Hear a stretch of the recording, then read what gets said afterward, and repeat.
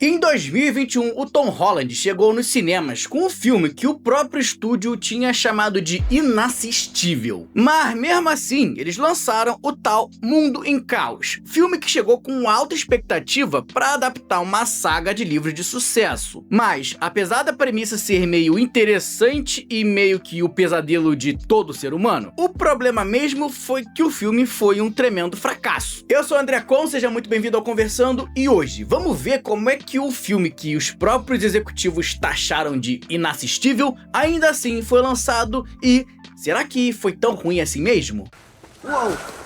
Stop! Don't come any closer. Girl, it's a girl.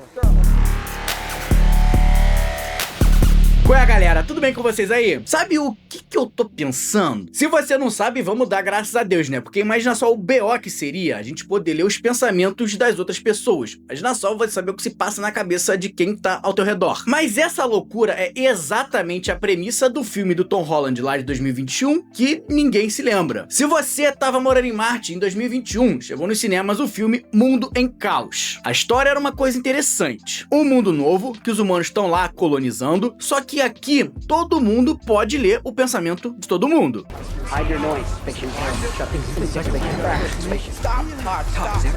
Esse fenômeno é chamado de ruído. E se isso já parece um filme de terror só ouvindo essa sinopse, porque imagina só a quantidade de relacionamento que isso aqui ia destruir, imagine só você que a coisa fica ainda pior. Porque nesse mundo, todas as mulheres foram mortas por uma raça de aliens. E aí todos os homens estavam lá de boa, sem se preocupar com a iminente e inevitável extinção da sua raça num planeta sem mulheres, até que ela chega. Uma moça cai com a sua espaçonave no tal planeta. Só que as mulheres não são afetadas pelo tal ruído aqui. Ninguém consegue ouvir os pensamentos delas, e quando a cidade descobre que uma mulher tá pela área, isso aqui vira um tremendo lobby de Call of Duty online. Girl, oh my god. Girl, never seen a girl before. Where are you from? No meio disso tudo, cabe ao Todd, personagem do Tom Holland, ajudar a garota a escapar das garras dessa galera aí que não tem muito bom senso não. Olha, sendo bem sincero, quando esse filme aqui saiu, eu não fazia ideia que ele tinha sido lançado e muito menos que ele tinha uma fanbase bem grande e que na realidade tinha uma alta expectativa em cima desse projeto. E bem, talvez você também nunca tenha ouvido falar nesse filme aqui, mas ele na realidade era baseado numa saga literária de sucesso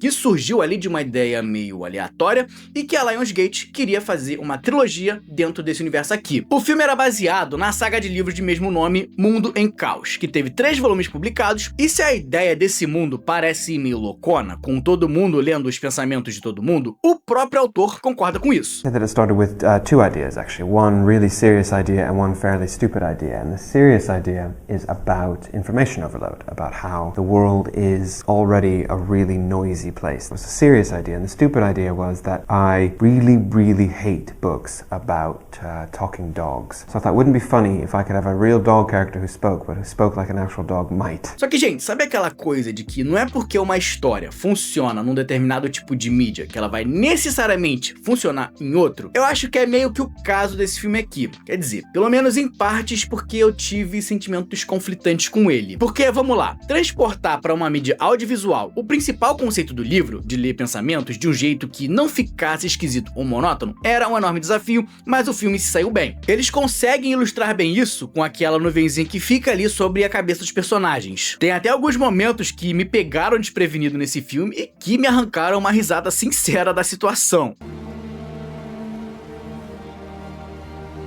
What are you doing? Aquela mistura de faroeste com ficção científica deixou uma ambientação maneira e, olha só, ainda tinha alienígena no filme. Então, vixe, isso aqui era interessante, tá? Especialmente porque qualquer mínima interação entre dois seres humanos era carregada de tensão. As coisas mais cotidianas possíveis eram sempre um barril de pólvora prestes a explodir.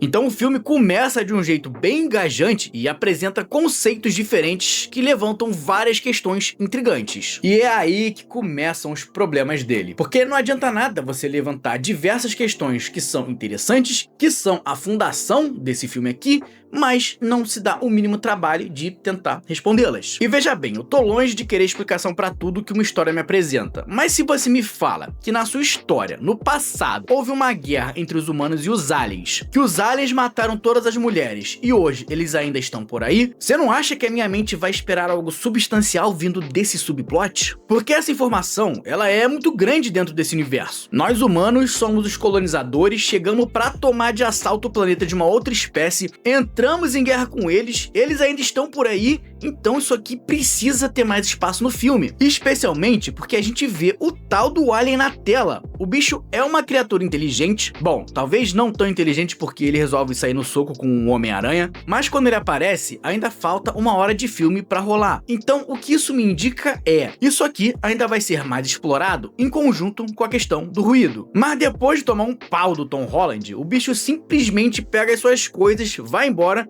e a gente nunca vê mais nada sobre ele. Então, pra que é que ele tava aqui pra começo de conversa? Ah, mas era pra ser um obstáculo no caminho dos protagonistas. Ok, na teoria isso faz sentido, mas na prática, como essa cena não vem de nenhuma outra sequência em que os aliens interagem com o plot principal e também não gera nenhuma consequência pra trama central do filme, fica parecendo que na sala de roteiro o pessoal tava perdido. Cara, sabe o que seria maneiro a gente mostrar? Alienígenas. Mas Robson, os aliens não vão fazer nada no filme todo. Eu sei, cara, mas alienígenas.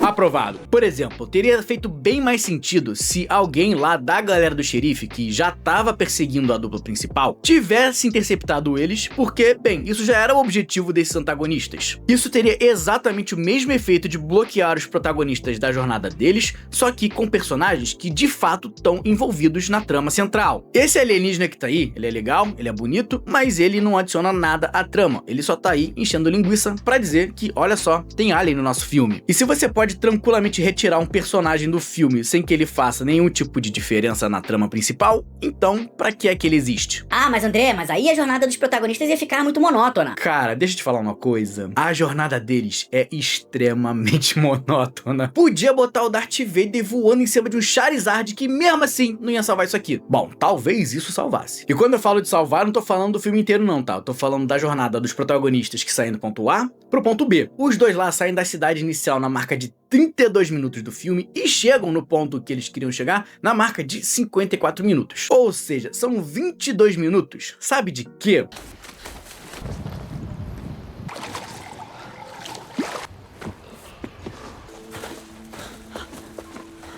E já que a gente tá falando de uma jornada longa aí do ponto A ao ponto B, eu preciso perguntar, por que é que o Todd, o personagem principal, entrou nessa história toda mesmo? Qual é a grande motivação desse personagem pra largar tudo que ele tinha e ir ajudar essa garota? Porque aparentemente ele tinha uma vida normal, pelo menos normal dentro do mundo que ele conhece. Beleza, as coisas não são perfeitas, mas em nenhum momento se estabelece uma razão crível pra ele largar tudo pra ajudar a moça. Lá pro final do filme, a gente até tem uma certa explicação sobre o que aconteceu com as mulheres nesse mundo e sim, isso poderia ser uma razão pro Todd fazer o que ele faz. Só que lá no começo do filme, quando todo esse caô rola e ele realmente entra nessa história toda, ele não tem nenhum motivo pra largar toda a sua vida que já tá lá estabelecida pra ajudar essa outra personagem. A não ser porque... Girl, oh my God, girl. Kiss me, kiss me, kiss me. E assim, eu vou repetir que transportar esse conceito de personagens lendo o pensamento de outros personagens é uma parada difícil e eu acho que eles fizeram isso muito bem. Só que o jeito que usaram esse conceito pra poder construir o principal antagonista desse filme, aí a parada ficou meio duvidosa. Isso porque no filme é revelado que um dos antagonistas, o xerife da cidade, foi o responsável pela morte das mulheres. E isso aconteceu porque elas pensavam nele como um homem desprezível, afinal elas conseguem ler os pensamentos. Mas aí eu fico me perguntando, pô, esse cara resolveu exterminar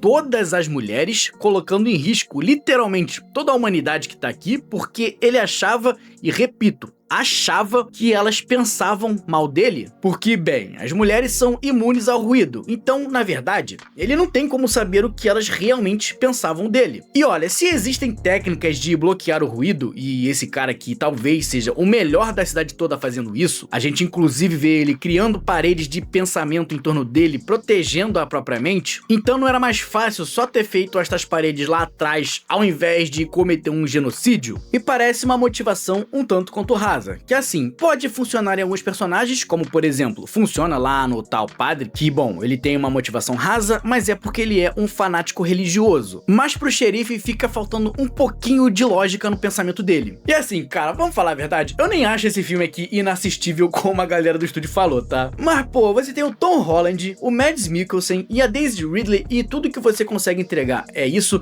e ainda mais se baseando numa obra que já tava ali prontinha, feita pra ser copiada e colada. Difícil de aceitar, mas eu vou te falar que ter saído do jeito que saiu também não é nenhuma surpresa, tá? Não só porque a adaptação de livro que foi pro cinema e ficou bom é a exceção, mas também porque esse filme aqui foi um caos durante a sua produção. Pra você ter noção, a história até que começou bem. A Lionsgate tinha contratado o Charlie Kaufman, um roteirista de renome que fez aí um dos melhores filmes dos últimos 30 anos, Brilho Eterno de Uma Mente Sem Lembranças. Esse filme, assim como Mundo em Caos, também tinha uma premissa que desafiava como seriam as dinâmicas sociais dos seres humanos caso ela fosse real. Só que lá, ao invés das pessoas lerem os pensamentos das outras, você podia simplesmente apagar memórias, pessoas, lembranças da sua mente de maneira definitiva. E a partir daí, o filme desenvolve quais são as consequências que isso traz para as pessoas e as suas conexões interpessoais. Então, teria sido interessante ver como o roteiro dele teria sido transportado para as telas. Mas alguém lá dentro do estúdio não estava gostando do que estava vendo e esse projeto aqui não foi para frente. Então, pro lugar dele, decidiram trazer o Jamie Linden, a Lindsay Beer, o Gary Spinelli, o Christopher Ford, e como nada disso deu certo, no final de tudo, depois de 5 roteiristas terem mexido no script, resolveram trazer o próprio autor da saga de livros para finalizar, e aí foi ele que ficou creditado no roteiro. E se ter 6 roteiristas já não era lá uma indicação positiva, imagina só o que é que não aconteceu aqui para esse filme ter sido chamado de inassistível quando o primeiro corte dele saiu. Daí pra frente tiveram que refilmar um monte de coisa, o orçamento recebeu uma injeção de 15 milhões de dólares a mais que o previsto, e no fim das contas saiu do jeito que saiu. E geralmente eu trago aqui no canal se o filme foi bem ou se ele foi mal nas bilheterias, só que Mundo em Caos não dá muito pra entrar nessa conversa, porque com todos esses problemas, esse filme acabou sendo adiado várias e várias vezes, e aí quando finalmente chegou a hora de estrear, a pandemia aconteceu. O filme acabou saindo ali em 2021, teve um marketing bem magrinho, muito pouca gente realmente sabia que de fato esse filme estava estreando, e como estava no meio da pandemia, não dá pra esse filme ter uma chance real de brigar pra fazer dinheiro no cinema. Mas aqui, ele podia não estar brigando pra fazer dinheiro no cinema, mas podia ainda assim estar brigando pra ter sido marcante pro público, né? Porque quando você pensa nos filmes que saíram dessa época, a gente pode falar de alguns que fizeram um barulho bem positivo. Teve o filme do Tenet, teve Nomadland, Bela Vingança, Homem Invisível, então não dá pra dizer que todos os filmes dessa época passaram despercebidos como o Mundo em Caos passou. Esse filme não conseguiu marcar o seu nome com o público, e em especial com os fãs do livro, que também não gostaram nada, já que essa obra tomava diversas liberdades criativas. Por exemplo, lá nos livros, os personagens conseguem ler os pensamentos dos cachorros, tiveram coisas que eram do segundo livro que foram antecipadas para esse primeiro filme, o destino do xerife é completamente diferente, então o público-alvo mais importante do filme, mais uma vez, estava insatisfeito com a adaptação feita por Hollywood. Quantas vezes temos que te ensinar esta lição, hein, seu velho? Eu gosto muito dos jovens. É verdade que alguns livros talvez simplesmente não tenham uma premissa que dê pra transmitir de maneira fiel e interessante pro cinema. A gente viu algo parecido em outros 2 filmes que eu já falei aqui no canal, O Jogo do Exterminador e A Hospedeira. Mas, curiosamente, a maior dificuldade de Mundo em Caos foi a parte que mais funcionou no filme. Só que todo o resto, todo o entorno que rondava esse ponto central, não ajudou o filme a alcançar o seu potencial que tava lá. Dá pra ver que tava. E talvez, em algum universo paralelo, a gente tenha um filme genial que acompanha essa premissa extremamente interessante. Mas, infelizmente, não foi no nosso. E agora, sendo bem sincero, vou abrir meu coração aqui com vocês. Eu, às vezes, tenho essa habilidade de conseguir ler o pensamento das pessoas. Por exemplo, agora mesmo eu tô conseguindo ler a sua mente e eu sei que você tá pensando: nossa, que vídeo incrível, eu vou aproveitar e deixar um like gostoso e me inscrever no canal desse cara. Não tenta me enganar, que eu sei que é exatamente isso que tá passando aí na tua cabeça. Valeu, gente, muito obrigado por me receber na sua casa, um abraço e até a próxima.